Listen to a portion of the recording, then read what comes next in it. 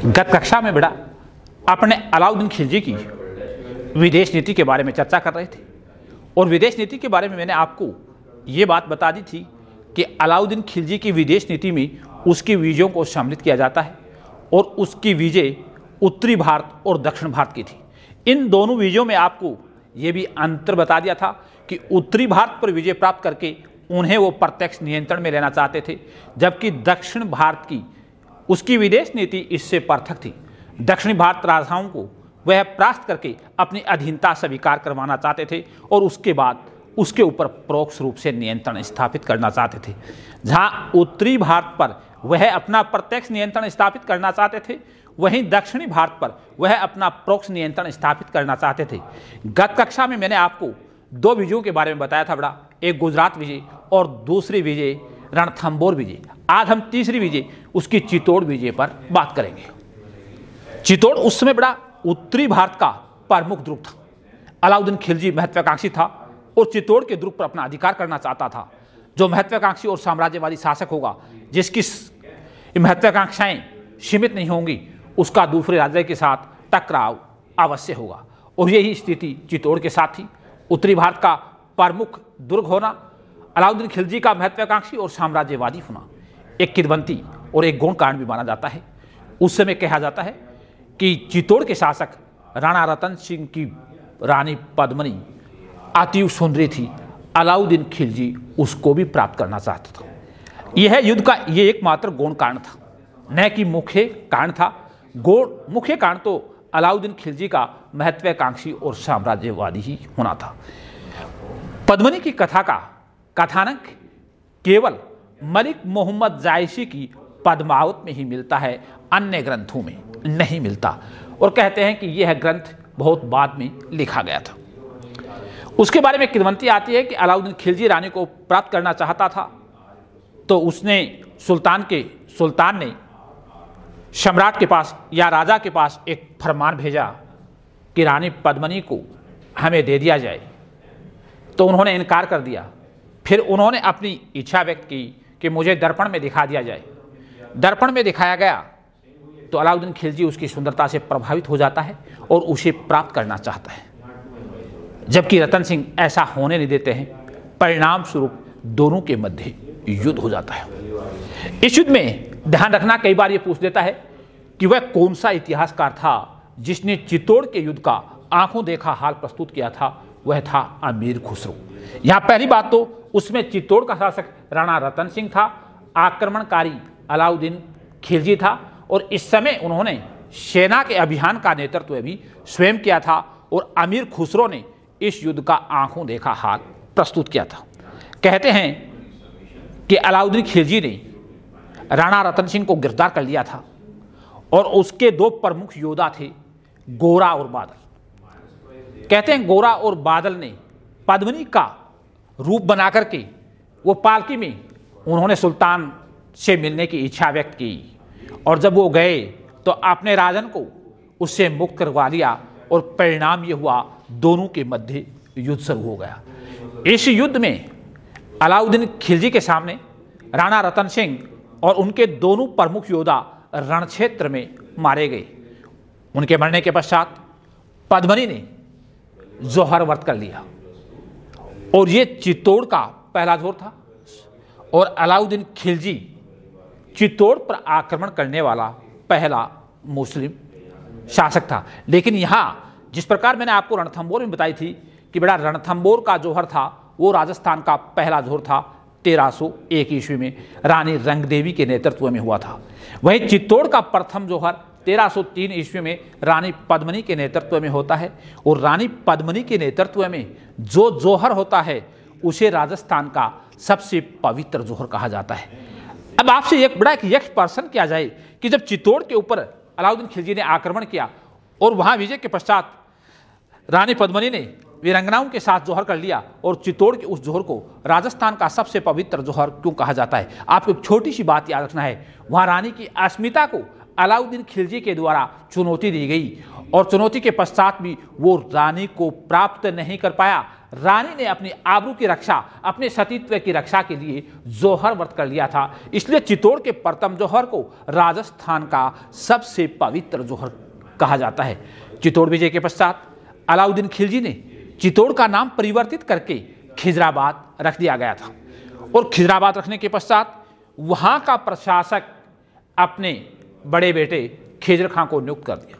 ये बात राजपूतों को पसंद नहीं आई। राजपूतों ने कहा, जब रियासत हमारी है तो राजा भी हमारा होना चाहिए, खिजर खां नहीं। उन्होंने विरोध किया।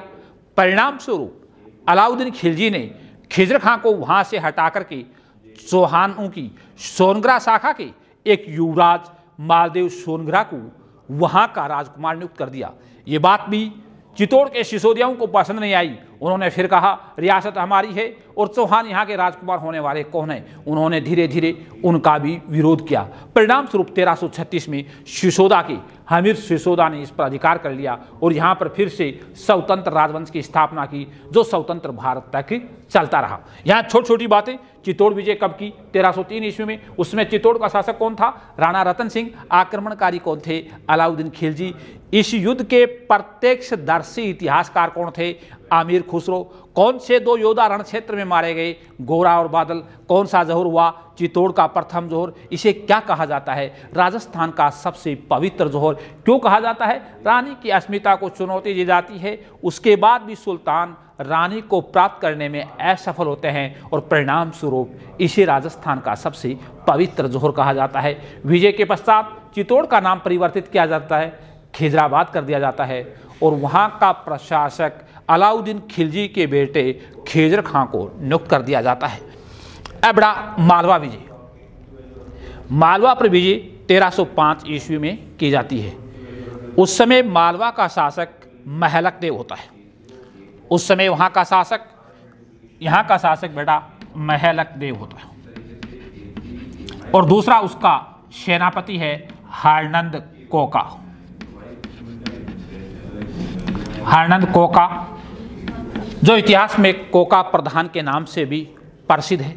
अलाउद्दीन खिलजी इन दोनों को 2 युद्धों में परास्त कर देता है और परास्त करने के पश्चात यहाँ का प्रशासक है वो है आयन उल मुल्क मुल्तानी को नियुक्त कर देता है। एक साथ आपको एक बार फिर बता दूं, यह आपको प्रशासक भी याद करने हैं। गुजरात विजय के पश्चात वहाँ का प्रशासक आलफ खां को नियुक्त कर दिया जाता है। रणथंबोर विजय के पश्चात वहाँ का प्रशासक उलुग खां को नियुक्त कर दिया जाता है और चित्तौड़ विजय के पश्चात वहाँ का प्रशासक खिजर खां को नियुक्त कर दिया जाता है। ठीक उसी प्रकार से मालवा विजय के पश्चात वहाँ का प्रधान या वहाँ का प्रशासक आयन उल मुल्क मुल्तानी को नियुक्त कर दिया जाता है। अब सिवाना विजय 1307 में सिवाना पर विजय करता है बेटा। उस समय सिवाना के शासक शीतल देव होते हैं। शीतल देव भी बड़े बहादुर होते हैं और सिवाना को वैसे जालोर के दुर्ग की कुंजी कहा जाता है। यहाँ भी अलग अलग बातें बताई जाती हैं कि सिवाना पर विजय करने के लिए उसे क्या कूटनीति का सहारा लेना पड़ता है और यहाँ शीतल देव का एक सरदार होता है जिसका नाम भावले होता है। भावले उसके साथ विश्वासघात कर देता है। भावले विश्वासघात क्या करता है?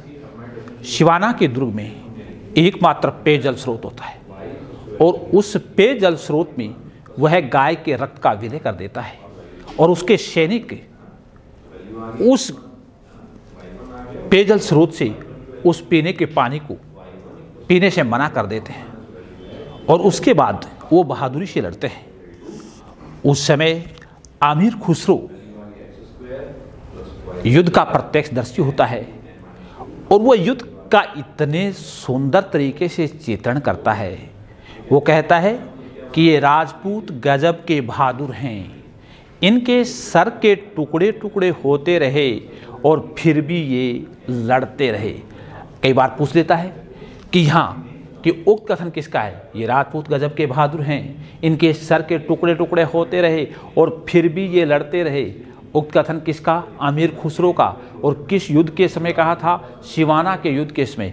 और सिवाना के युद्ध में अलाउद्दीन खिलजी की विजय किस प्रकार हुई?